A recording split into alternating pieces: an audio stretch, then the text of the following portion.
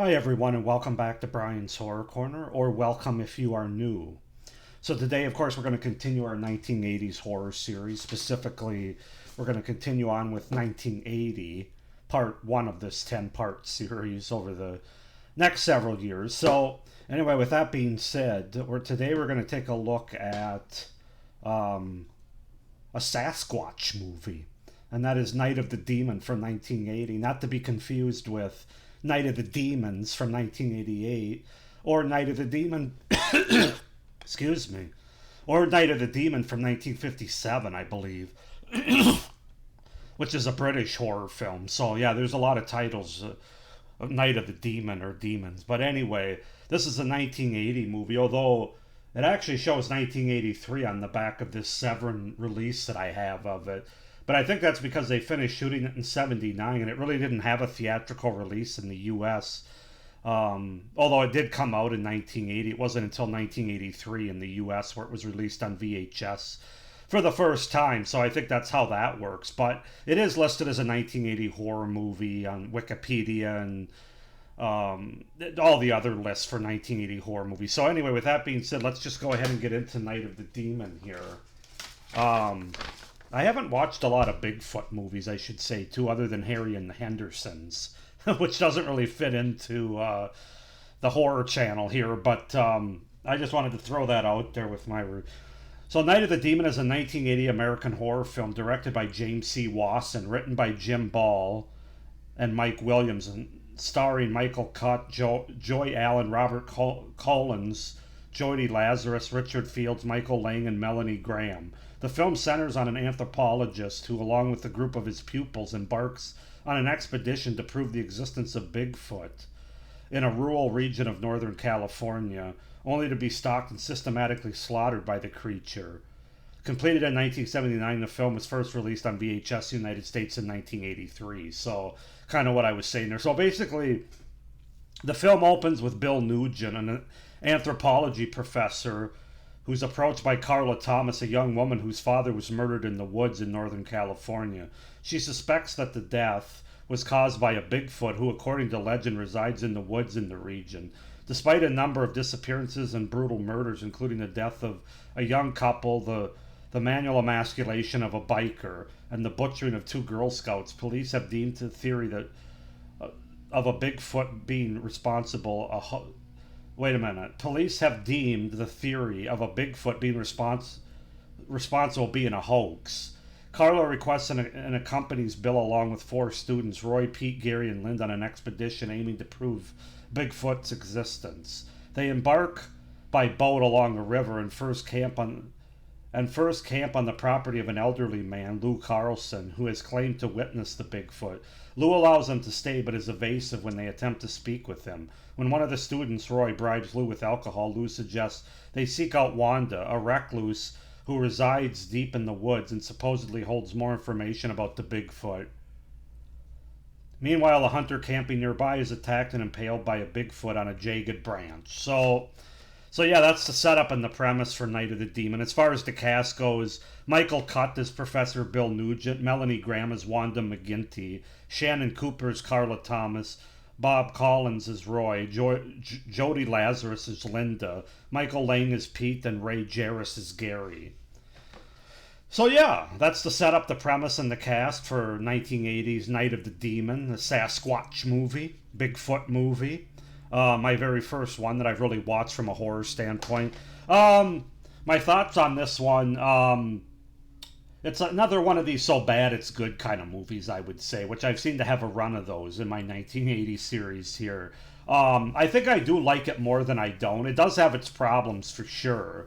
It's a very flawed movie, but it's also a movie that I could definitely see rewatching. So let's just get into it, starting with the pros. And this movie, despite being a Bigfoot horror movie, really plays out more like a slasher movie. Like, it's kind of like hairy Jason Voorhees, almost like Jason from Part 2, who's all hairy on the head anyway. But a hairy Jason Voorhees in the wood with many on-screen kills. So yeah, it really does play out more like a slasher movie. I don't know if that was its intention or not, but there's a lot of kills in this movie. It's got a high body count. The kills are really violent, really bloody and gory, including a guy getting his arm torn off, which I actually really like that kill because it's like the opening of the movie, and then the blood from his arm, or what's left of like the severed arm here, drips into a Bigfoot footprint on the ground and fills it up with blood. I thought that was a really good, a really cool sort of visual there.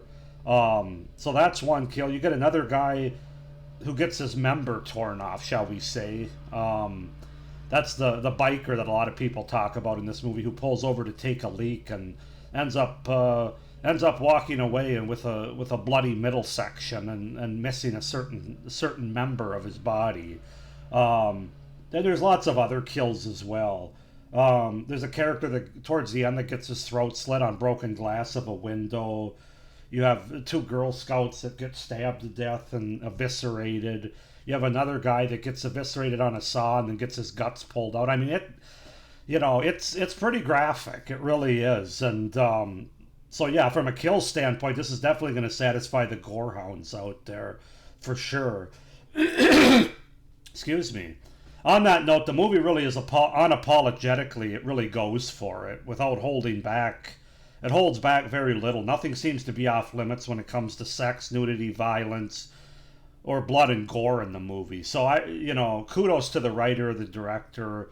Although it's a funny story about the director. He really didn't know, he hasn't really seen the movie that it is. The movie he directed was very different. There's a lot of kill scenes and a lot of gore thrown in after the fact, which you find out when you watch one of the special features with the director here. James C. Wasson, the Demon made me do an interview with director James C. Wasson. He talks about the fact that when he wrapped up filming, it was almost more of a jump scare movie with very little blood and gore and not a lot of kills either. That was all added in by James Ball. Yeah, Jim L. Ball, who was one of the writers of the movie. So that's just kind of an interesting thing, but yeah, they really go for it with this movie. So I give them kudos for that, because a lot of movies, play it safe, whether it be for the MPAA or whatever, but they don't really go for it the way this movie does. So that's really one of the things that makes this movie stand out more than anything. Well, not having an overly deep plot or story here, they do add a little bit of local mystery to the movie that ties to the Bigfoot creature. That is somewhat interesting, and also explains how we get the title of this movie, because the title's Night of the Demon, but we're talking about a Bigfoot, which isn't really a demon. But when you kind of get into some of the backstory and the mystery surrounding it that happens throughout the movie, you realize why it's called Night of the Demon, because there's a character and another character that are very religious. The one character in particular, that something happens to a character and he views it to be a demon situation. So that's how they get the title, basically. But that was just somewhat of an interesting mystery aspect to the movie that they thrown in. I mean, it could have just been these people thrown out in the woods with a Bigfoot creature that stalks them and kills them one by one. And that is what the movie is, don't get me wrong. But they do add a little bit more salt and pepper to the steak, if you will, than just having the steak there bland. So again, I'm not saying that it's an overly deep movie or has a great through line here, but they do add a little bit to this movie that I wanted to point out and talk about. And it does involve some pretty disturbing imagery and events that take place as well. So again, just going back to the fact that this is definitely an R-rated, if not an NC-17 or unrated movie. They definitely earn that in this movie. As they really go for it. As the movie goes on, we do get to see more and more of the Bigfoot creature, and honestly, I thought the look of him was pretty effective considering the time and the low budgetness of this movie. I've talked to a lot of other people and seen reviews online with other Bigfoot movies where they don't really show Bigfoot ever. It's just kind of implied. Which isn't great, because if you're going to a Bigfoot horror movie, you want to see Bigfoot at some point. And in this movie, it starts out where you don't see him at all, but then as the movie progresses, as I said, you see more and more of him until the very end when he attacks to find the rest of these main characters in this anthropology group. And then you get to see the full thing basically from head to toe, certainly the head and the body. And like I said, I'm not going to say it's the greatest looking creature of all time, but for being 1979 when this was made and for having a shoestring budget of $70,000, I thought he looked effective, kind of creepy. Of course, it's a guy that's just it's a guy in a like a mask with all kinds of hair glued to his body. I understand that, but it's definitely better than any CGI crap that you get nowadays, probably. So I thought it was pretty good, actually. Pretty effective for the most part. Most of the narrative of this movie is it's interesting because it's told through flashbacks. Even our main surviving character at the end, the movie starts out by him being in a hospital and flashing back to what would be the entire movie, which is what happened to these five missing anthropology students that were with them, or four or five. I think it's five, whatever. So in that regard, the whole movie's a flashback. But then in those flashbacks, they also flashbacks to deaths that they heard about when they're at a certain point in the woods, and that's where we see our biker death, our Girl Scout death, the guy at the beginning that gets his arm ripped off, which is a fisherman, I think, or a hunter or something. Um, uh, a hunter camping nearby, yeah. So the whole movie's a sense the narrative is told through flashbacks in a lot of ways, and that's I'm not always a fan of that, but I do think it works well for this movie with the whole Bigfoot mystery and everything that leads up to the final conclusion. I thought it worked effectively. Also, I have to say the cinematography using the POV shot of the Bigfoot creature I thought was pretty well done for this time. It sort of has a red screen, and then you get the eye almost like the middle of the screen is clear. It's almost like where Bigfoot is looking through from his point of view. And the rest of the screen's like a blood-soaked screen that we get. I thought that was really effective. And then finally, this movie, like a lot of movies from the late 70s and early 80s, has that sort of grainy picture quality that makes it feel more authentic and almost gives it some more realism than you'd get in a shined-up Hollywood movie nowadays, or even after the mid-80s, I would say. So yeah, the movie looks good, and apparently it looked a lot worse before Severin really cleaned it up with this edition. Like there was a VHS, which I was told was horrible as far as the quality, and even the DVD that came out after that wasn't very good quality. But I have talked to people that said they really did clean it up, and this is definitely the best version of this movie. So kudos to that. So those are my pros. I know there's a lot more there than I probably tipped off at the beginning, but there are cons as well. Basically, whenever the creature isn't on screen or sort of lurking in the background in the woods, it's a pretty boring and uninteresting movie. There's scenes and plot that's going on with these characters. It's just really bland and slow moving. A lot of just walking around, talking, and just things that don't really go anywhere, frankly. So the best part of this movie is definitely when the Sasquatch is on screen, or ready to be on screen, shall we say. But when it's just these characters that we get, no, the movie doesn't work, and the flaws really stick out. And speaking of that, the main characters that we get in this journey that we're on with are incredibly bland, incredibly uninteresting, and really interchangeable. If you asked me right after this movie finished which character was who as far as their names go, I couldn't tell you. I mean, they're all interchangeable, and they're just not written that well. They're not that interesting. So that's kind of a letdown.